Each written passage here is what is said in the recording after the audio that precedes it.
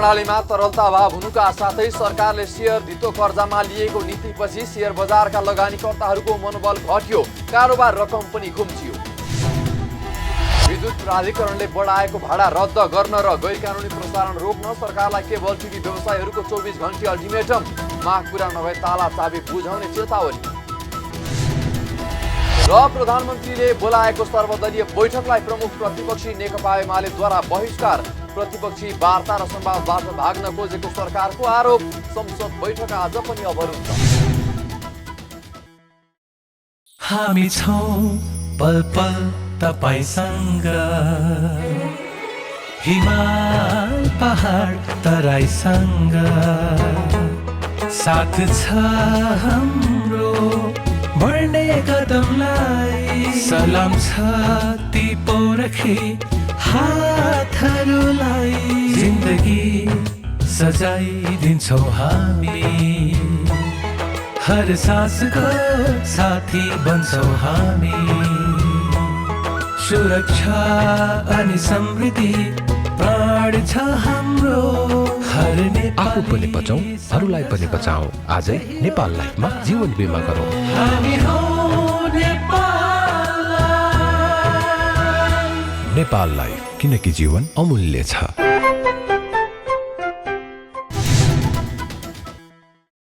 नमस्कार, कारोबार समाचारमा स्वागत छ। अब समाचार विस्तारमा। नेपाल राष्ट्र बैंकले शेयर धितो कर्जा लिएको नीतिका साथै बैंकिङ प्रणालीमा तरलता अभाव हुँदै गएपछि शेयर बजारमा कारोबार रकमसँगै नेप्से परिसूचक उच्च अङ्कको गिरावट आएको छ। त्यसैको नकारात्मक प्रभाव परिसूचक नेप्सेमा परेको हो। बैंक तथा वित्तीय क्षेत्रमा तरलता अभाव हुँदा ब्याजदर बढ्ने र शेयर बजारमा भन्दा निक्षेपमा बढी प्रतिफल लिन सकिने भएकाले शेयर बजारका परिसूचकहरू घट्न थालेका छन्।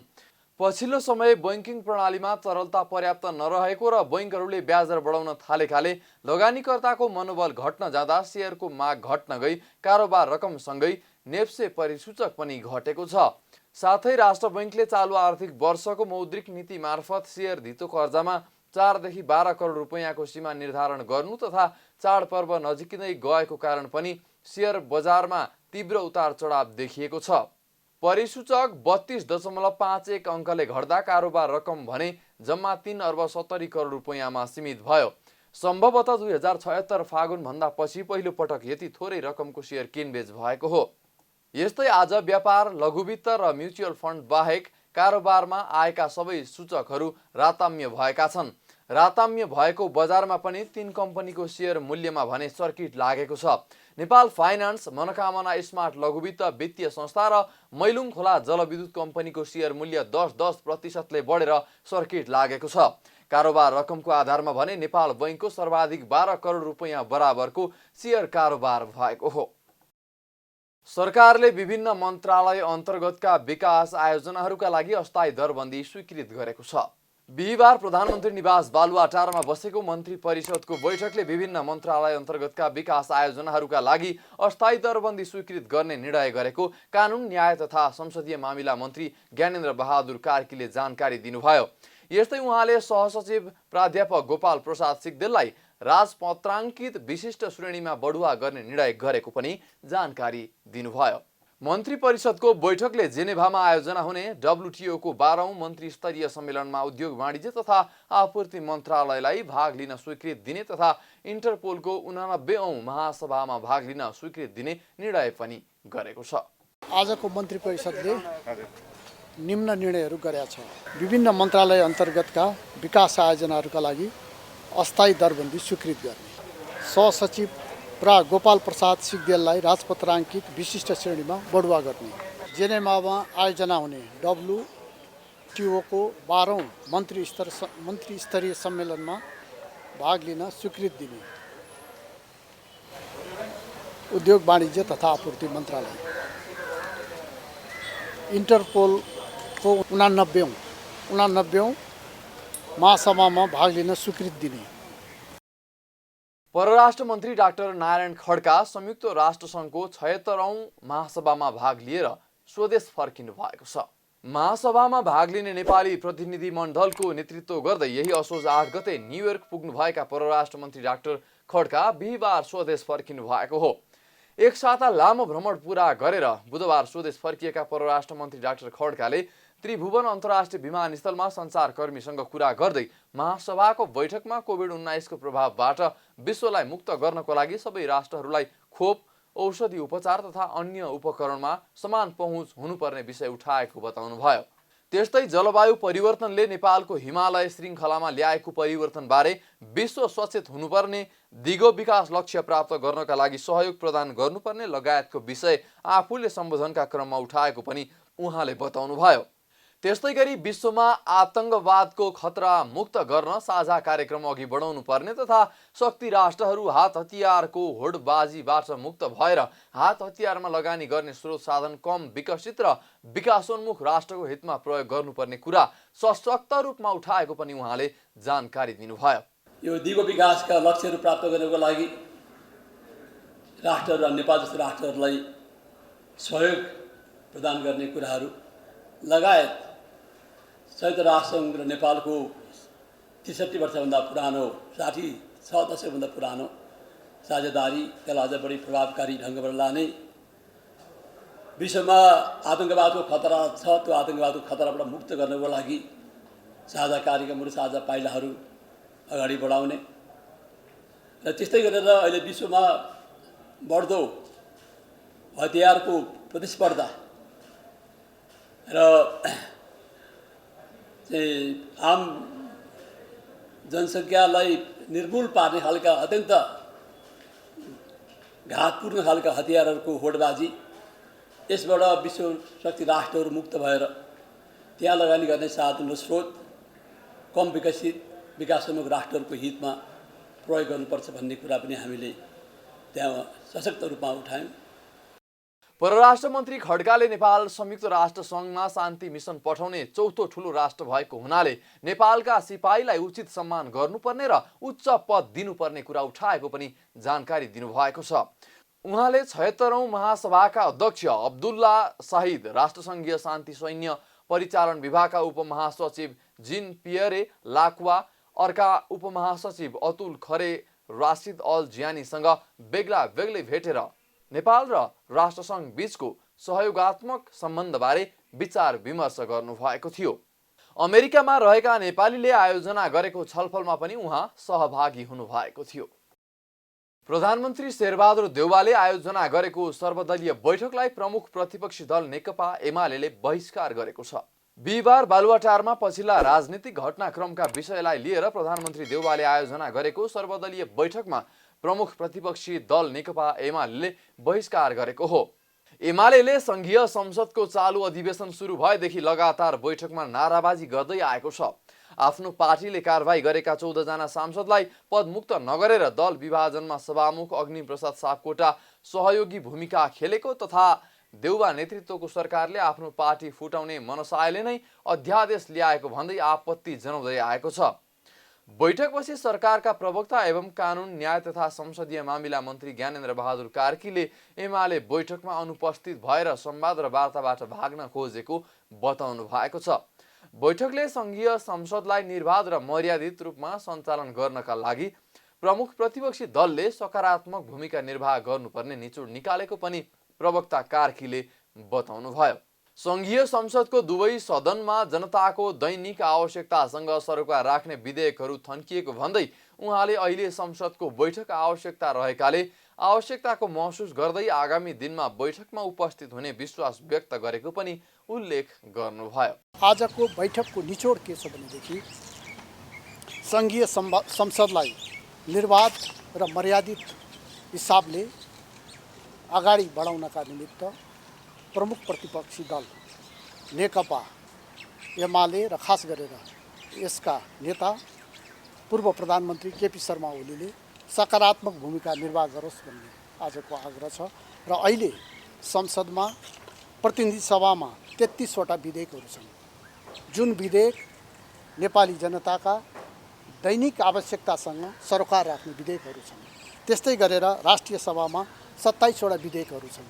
अहिले यी विधेयकहरू अन्यलको अवस्थामा छन्। यस किसिमको परिस्थितिमा अहिले सङ्घीय संसदको बैठक आवश्यक छ र यो आवश्यकतालाई महसुस गरेर आगामी हुने बैठकहरूमा उहाँहरूको उपस्थिति होला भन्ने विश्वास हामीले लिएका छौँ। सर्वदलीय बैठकमा सहभागी दलका नेताहरूले संसदलाई निर्वाध र मर्यादित हिसाबले अगाडि बढाउन सकारात्मक भूमिका खेल्न विपक्षी दलका नेता केपी शर्मा ओलीलाई आग्रह गरेका छन्। प्रधानमन्त्री देउवाले पनि आजको बैठकमा प्रतिपक्षी दल अनुपस्थित भए पनि आगामी दिनमा पनि संवाद गर्ने बताउनु भएको प्रवक्ता कार्कीले जानकारी दिनुभएको हो। प्रमुख प्रतिपक्षी दल नेकपा एमाले बिहिबारको प्रतिनिधि सभाको बैठक पनि अवरोध गरेको छ। सभामुख अग्निप्रसाद सापकोटाले सभाको बैठक सुचारू भएको जनाए लगत्तै एमालेका सांसदहरूले अगाडि आएर प्रदर्शन गरेका हुन्।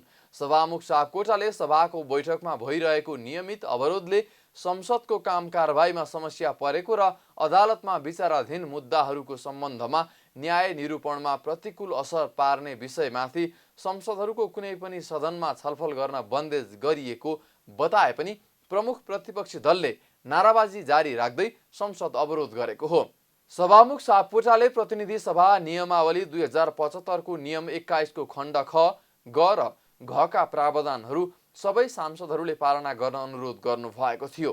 त्यसपछि एमाले सांसदहरूको विरोधका बीच उहाँले राष्ट्रपतिको कार्यालयबाट अध्यादेश खारेज र विधेयकहरू प्रमाणीकरण भएको कुरा जानकारी गराउनुभयो।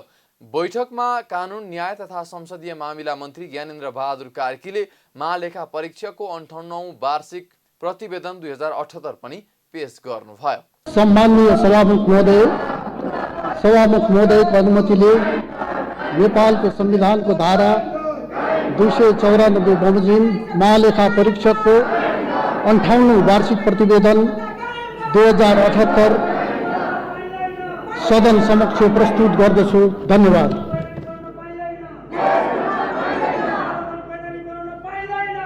प्रतिनिधि सभाको अर्को बैठक असोज 19 गते मंगलबार दिउँसो 1 बजे बस्नेछ।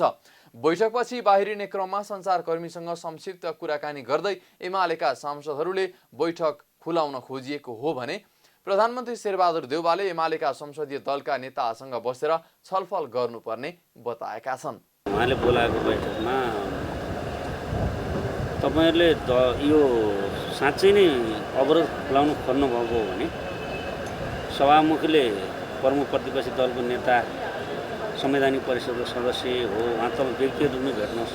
एक ज्ञानेन्द्र बहादुर कार्की पनि हुनुहुन्थ्यो कानुन मन्त्री। तपाईँले शेरबहादुरजी सम्माननीय प्रधानमन्त्रीलाई संवैधानिक परिषदकै सदस्य हो, तपाईँले अब नियुक्ति खारेज गर्दै हुनुहुन्छ, अनेक उपाय गर्दै हुनुहुन्छ, फेरि नियुक्ति त हुँदैन। किनभने प्रमुख प्रतिपक्षी दल त जाँदैन त्यहाँ।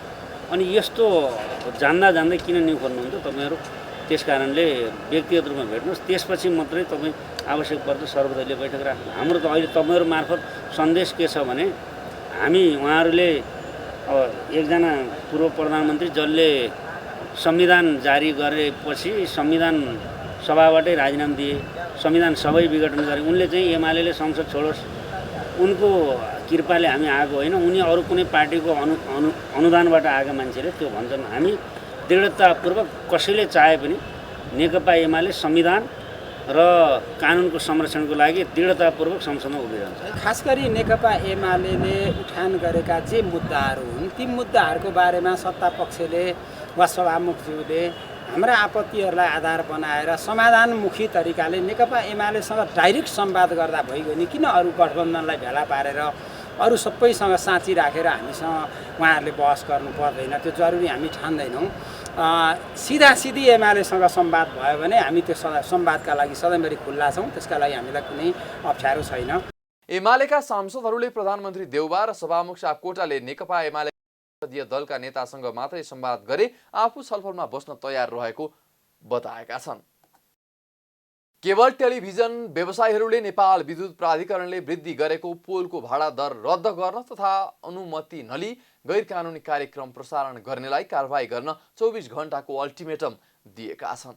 केबल टेलिभिजन व्यवसायीहरूले राष्ट्रिय भेला 2078 को समापनको क्रममा 7 मुदे काठमाडौँ घोषणापत्र जारी गरी विद्युत प्राधिकरणले वृद्धि गरेको पुलको भाडा दर तत्काल रद्द गर्न माग गरेका हुन्।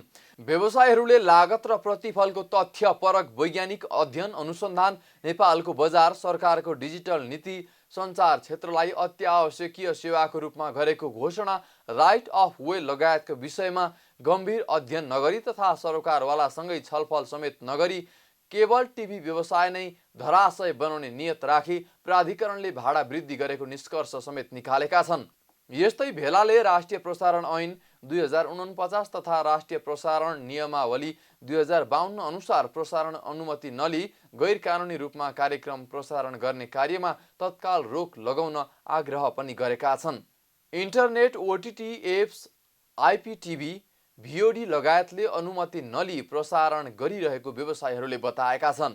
यसरी भएका गैरकानुनी प्रसारणले केबल टेलिभिजन व्यवसाय नै बन्द हुने अवस्था सृजना भएको भन्दै अविलम्ब बन्द गराई कारबाही गर्न माग समेत गरेको छन्।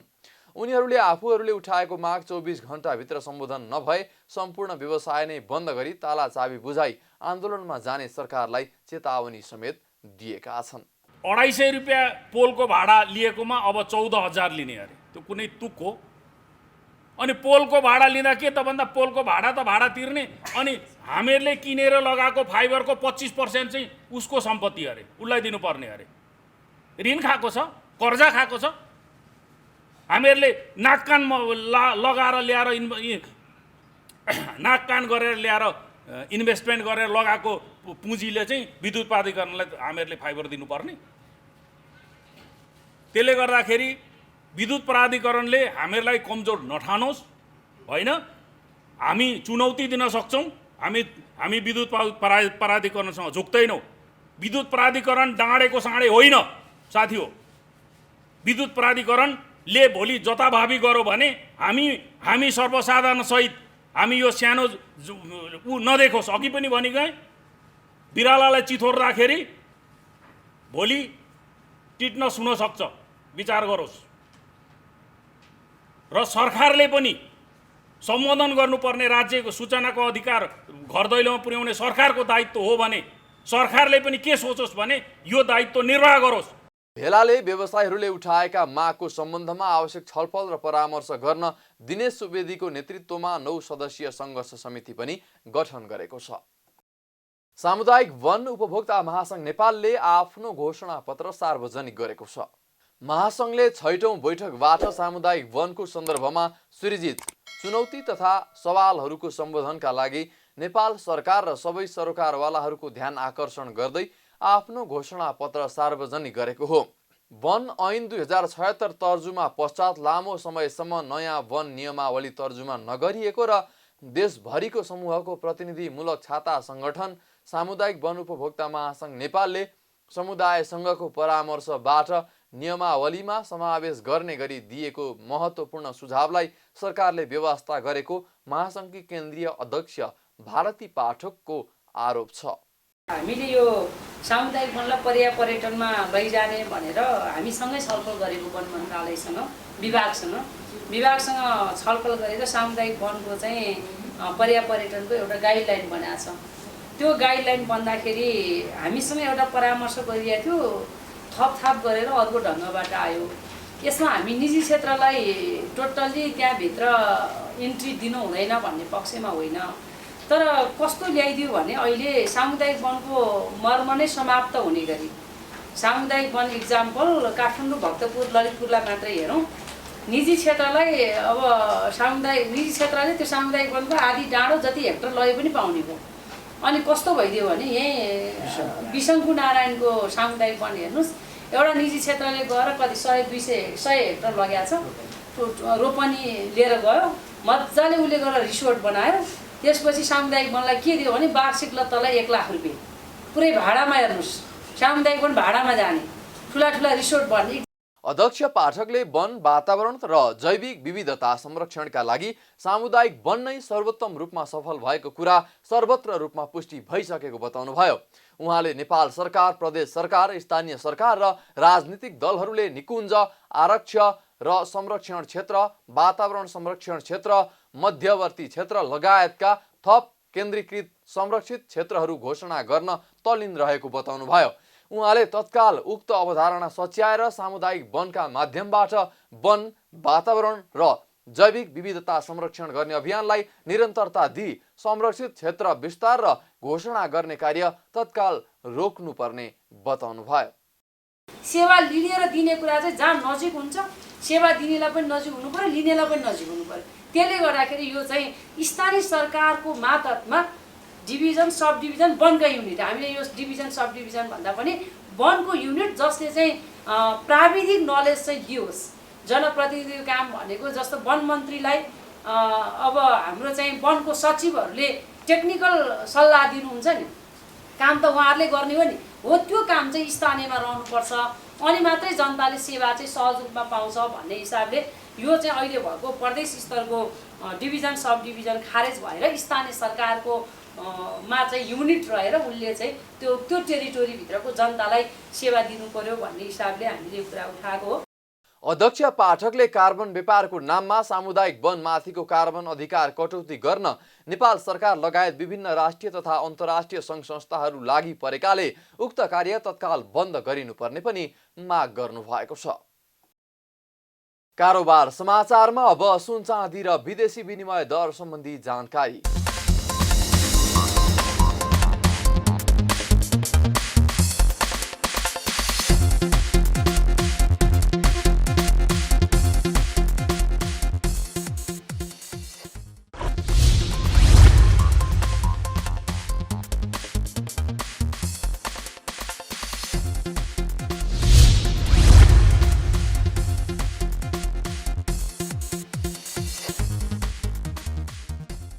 बिदा हुनुअघि अहिलेसम्मका प्रमुख समाचार फेरि एकपटक।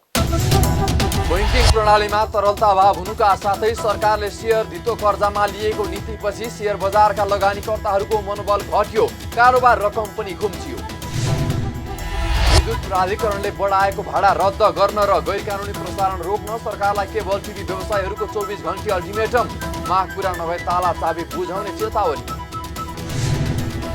र प्रधानमन्त्रीले बोलाएको सर्वदलीय बैठकलाई प्रमुख प्रतिपक्षी नेकपा एमालेद्वारा बहिष्कार, प्रतिपक्षी वार्ता र संवादबाट भाग्न खोजेको सरकारको आरोप। संसद बैठक आज पनि अवरुद्ध। कारोबार समाचार सकियो, हामीलाई बिदा दिनुहोस्, नमस्कार।